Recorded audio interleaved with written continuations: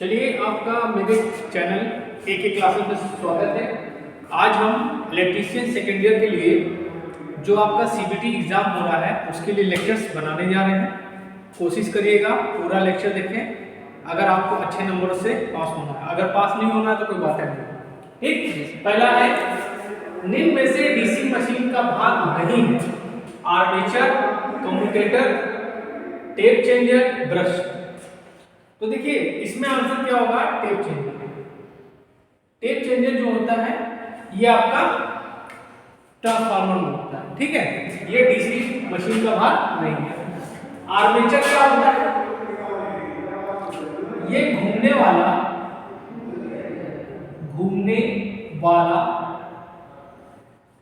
बेलनाकार भाग है, बेलनाकार भाग है, ठीक। आर्मेचर क्या है, घूमने वाला बेलनाकार भाग है। इसका निर्माण किससे होता है, सिलिकॉन स्टील से।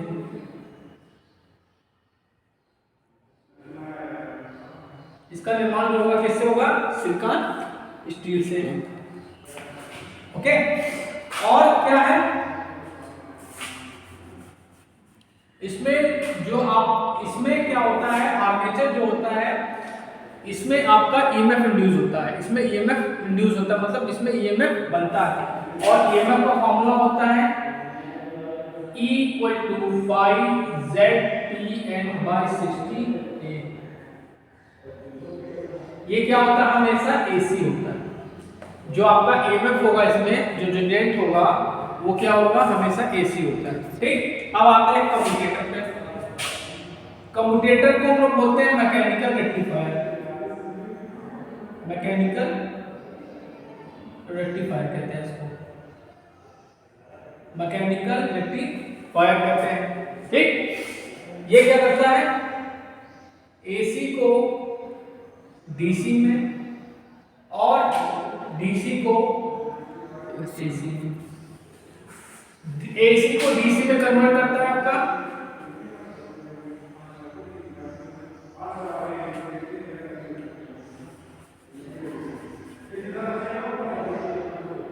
DC जनरेटर में। DC जनरेटर में क्या करेगा, AC को DC में कन्वर्ट करता है और DC मोटर में ये क्या करेगा, DC को AC में कन्वर्ट करेगा। बना किसका होता है, हार्ड ड्रॉ कॉपर का।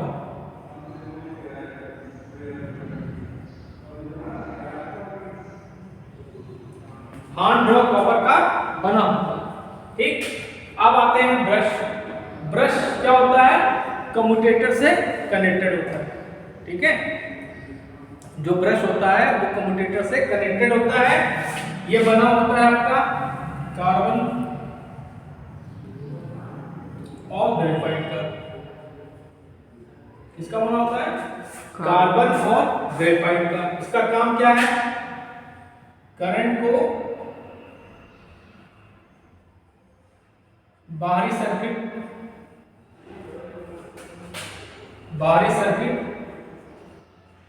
को देना,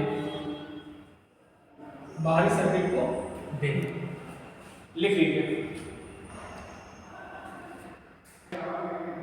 चलिए अगला क्वेश्चन देखते हैं।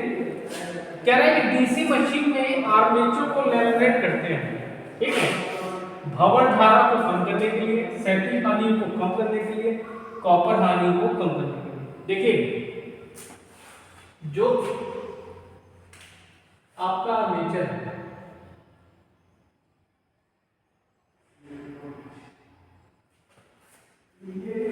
ये हम लोग सिलिकॉन स्टील से बनाते हैं। इसे बनाते हैं सिलिकॉन स्टील से। सिलिकॉन स्टील हानि कहाँ करेंगे, क्षैतिज हानि को कम करने के लिए, क्षैतिज हानियों को कम करने के लिए,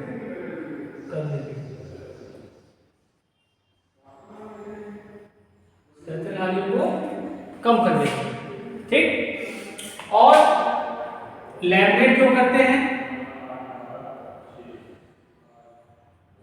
भंवर धारा हानियों को कम करना, भंवर धारा हानियों को कम करना।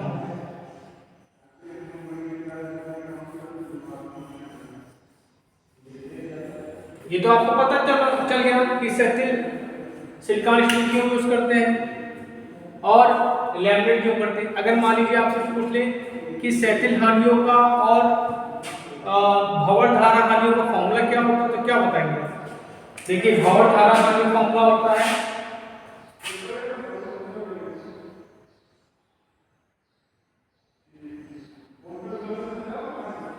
ये होता है आपका WE B max square F square T square V, ये आपका भंवर धारा हानि का फॉर्मूला है। और सेथिल हानि का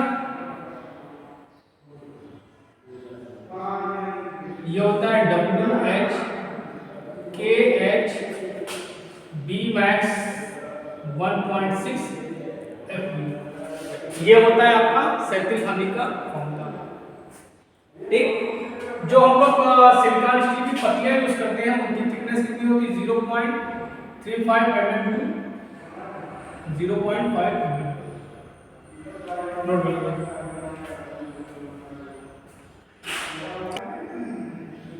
अब देखिए क्वेश्चन है, डीसी जनरेटर किस सिद्धांत पर कार्य करता है?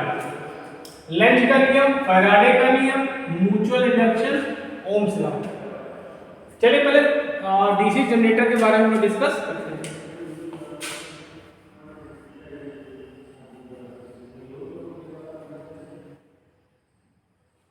देखो डीसी जनरेटर क्या करता है? मैकेनिकल एनर्जी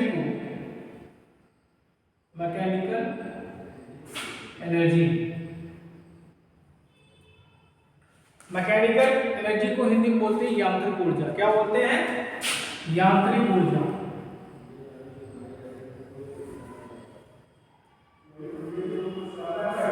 ये क्या करता है? मैकेनिकल एनर्जी को इलेक्ट्रिकल एनर्जी में बदलता है।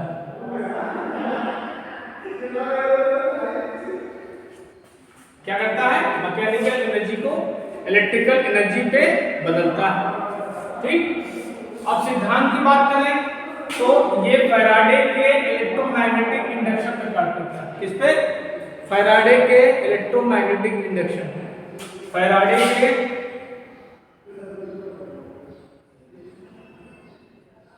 इलेक्ट्रोमैग्नेटिक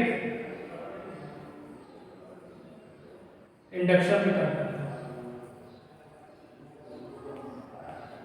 ठीक है, क्या करता है? फैराडे के इलेक्ट्रोमैग्नेटिक इंडक्शन पे कार्य करता है। It means E = -m d∅dt। मतलब जब कंडक्टर क्या होगा आपका? आर्मेचर होगा। ठीक, कंडक्टर जब मैग्नेटिक फील्ड को काटता है, ठीक है, तो क्या होता है? एक ईएमएफ को इंड्यूस होता है, एक ईएमएफ बनता है। इंड्यूस मतलब बनता है। ठीक, इसमें क्या होगा? आपका जो आर्मेचर होता है वो मोशन करता है और वो मैग्नेटिक फील्ड को काटता है, जिसके कारण फ्लक्स में परिवर्तन होता है और फैराडे के नियम के अनुसार आर्मेचर में एक ईएमएफ उत्पन्न हो जाता है। यही आपका फैराडे का इलेक्ट्रोमैग्नेटिक इंडक्शन का नियम है। लिख लीजिए। अब देखिए अगला question. This is a very important question. This is very very very important question. DC generator में ईएमएफ का सूत्र है। ठीक, 5ZTN/68, 5ZTN/120, 5ZTN/60 बीटा। देखिए ईएमएफ जो होता है ये कहां होगा? आर्मेचर में होगा। कहां उत्पन्न होगा? आर्मेचर में उत्पन्न होगा।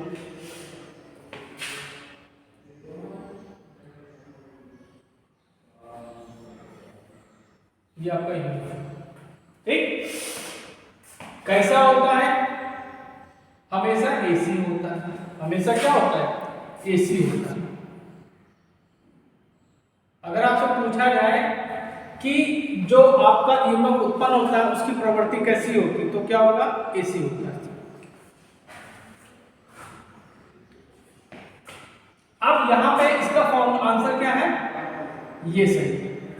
ईएमएफ का फॉर्मूला क्या होता है? E is equal to 5 ZPN/60। ये किसके लिए है? लैप बाइंडिंग के लिए।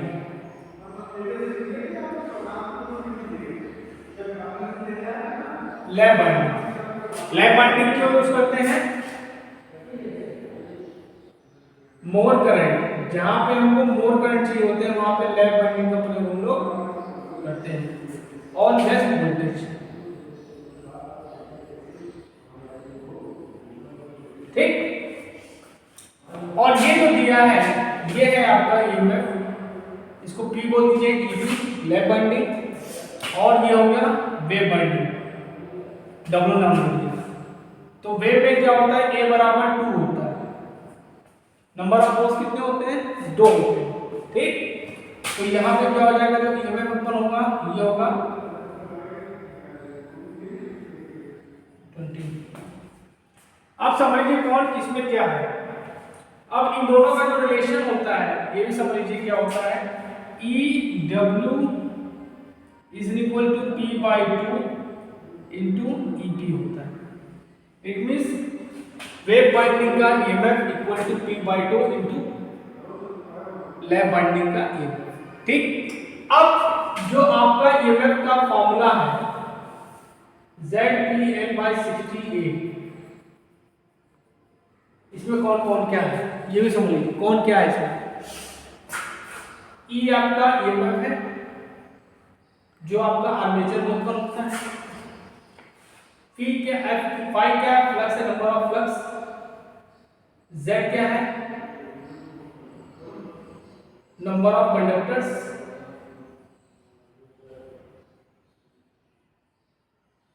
ठीक। T क्या है? Poles, number of poles. M क्या है? स्पीड है, speed of armature, speed of speed armature. और A क्या है? समांतर पथों की संख्या, समांतर पथों की संख्या। लिख लो बेटा, बहुत इंपॉर्टेंट चीज है। अब देखिए ये क्वेश्चन बहुत इंपॉर्टेंट है, कई एग्जाम में पूछा गया। निम्न चित्र किस जनरेटर को दर्शाता है? Shunt generator, series generator, compound generator, separately excited DC generator. ठीक है, चलिए देखिए ये फील्ड वाइंडिंग है, इसको बोलते हैं वो फील्ड वाइंडिंग।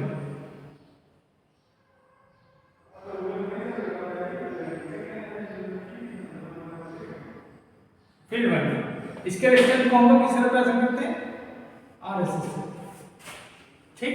ये क्या होती है? आर्मेचर के समांतर में जुड़ी होती है, आर्मेचर के समांतर में जुड़ी होती है। इसमें पतले तार प्रयोग करते हैं, किसमें? पतले तार। और number of turns, more number of turns होते हैं, मोर नंबर ऑफ टर्न्स।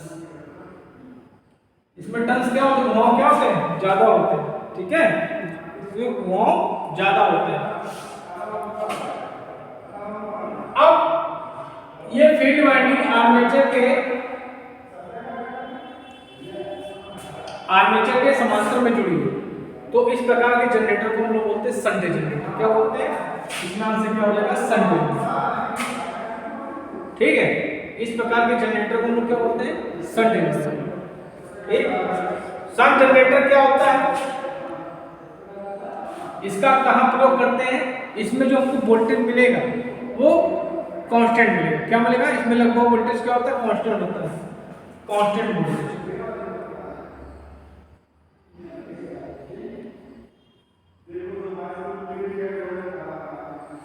ठीक है।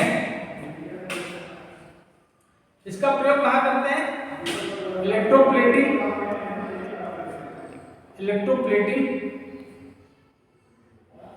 बैटरी चार्जिंग करते हैं। इलेक्ट्रोप्लेटिंग और बैटरी चार्जिंग में इसका प्रयोग करते हैं। इसका वोल्टेज रेगुलेशन सबसे अच्छा होता है, वोल्टेज रेगुलेशन बेस्ट होता है।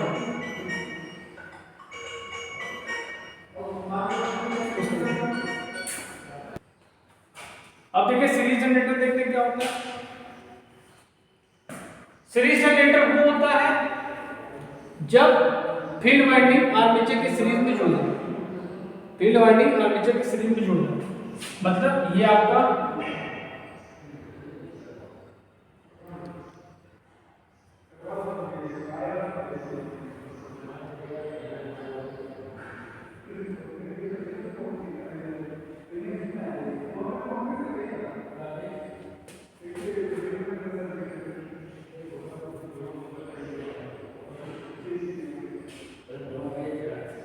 ये हो गया, ये आपका आरएससी हो गया, ठीक, ये आपका आरएल हो गया, ठीक है, ये आपका प्लस हो गया, ये आपका माइनस हो गया, ये आपका ईएमएफ हो गया, और करंट का डायरेक्शन क्या होगा, ये होगा,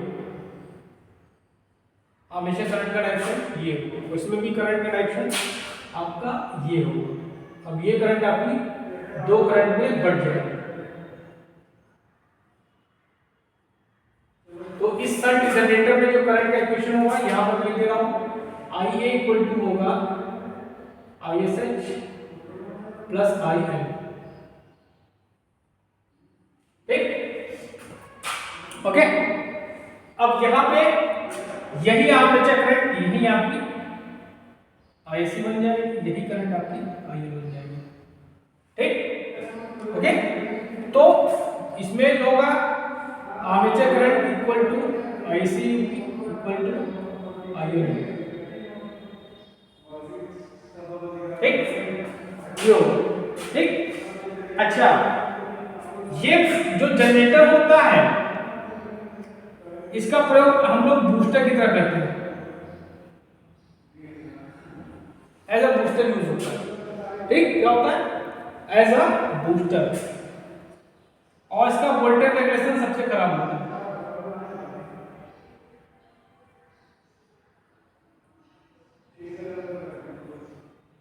सबसे खराब होता है,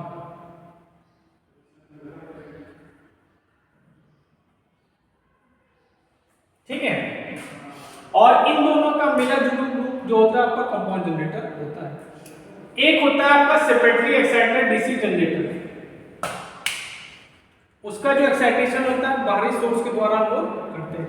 ये आपके जनरेटर होते हैं सेल्फ एक्साइटेड होते हैं, इनके अंदर रेजिडुअल मैग्नेटिज्म का ग्रुप आ जाता है, ठीक है, जिसको बोलते हैं औषिक चुंबकत्व। इनको थोड़ा सा एक्साइट करने पर ये खुद चालू हो जाते हैं। आज के लिए इतना बोलते हैं, थैंक यू।